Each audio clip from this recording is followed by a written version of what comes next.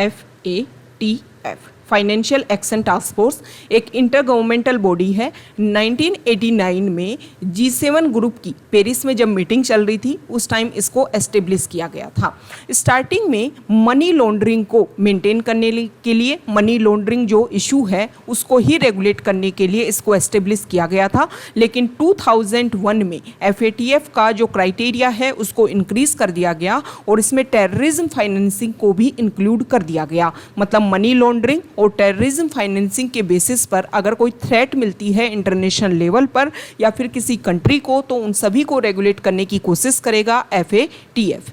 FATF से related other facts को अगर हम डिस्कस करें तो ऑब्जेक्टिव हमने डिस्कस कर लिया। अब हम बात करेंगे इसके हेडक्वार्टर की। तो FATF का जो हेडक्वार्टर है वो OECD का जो हेडक्वार्टर है पेरिस में, वहीं पर लोकेटेड है। अब ये OECD क्या है?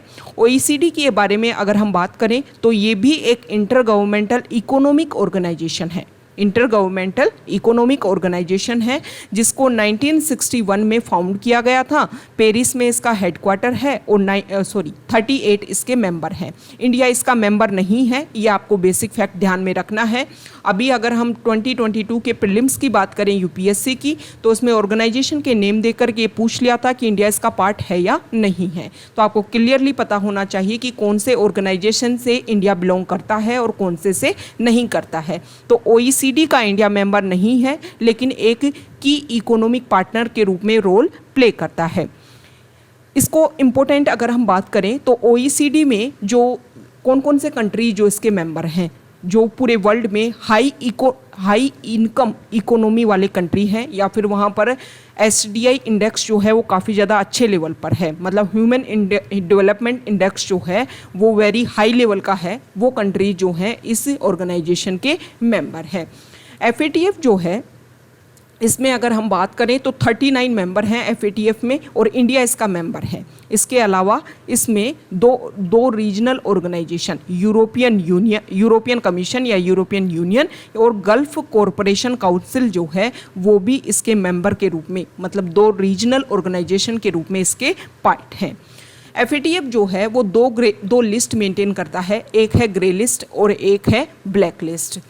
कोई भी कंट्री अगर वहाँ पर मनी लॉन्ड्रिंग और टेररिज्म फाइनेंसिंग को सपोर्ट किया जा रहा है तो उस कंट्री को एक थ्रेट के रूप में पहले उसको ग्रे लिस्ट में मेंटेन किया जाता है। उसके ऊपर कुछ रिस्ट्रिक्शंस लगाए जाते हैं। अगर वो कंट्री टाइम के साथ में अपने यहाँ पर चेंजेस करता है, बेटर तरीके से इम्प्लीमेंटेशन करता है, उन सारे जो भी उसको प्रोविज़न दिए जाते हैं, तो उसको ग्रे लिस्ट से बाहर कर दिया जाता है। लेकिन फिर भी अगर वो कंट्री नहीं मानता है, उस कंट्री में रूल्स एंड रेगुलेशन के बेसिस पर काम नहीं हो रहा है, तो उसको ट्रांसफ़र कर दिया जाता है ब्लैक लिस्ट में। और ब्लैक लिस्ट में भी फिर उसको कुछ प्रोविजन दिए जाते हैं, अगर वो चेंज करता है तो उसको वहाँ से रिमूव किया जा सकता है। तो ये FATF से रिलेटेड कुछ बेसिक फैक्ट्स जो हमारे एग्जाम के पॉइंट ऑफ व्यू से इम्पोर्टेंट हैं। नेक्स्ट इम्पोर्टेंट आर्टिकल है, यहाँ पर आप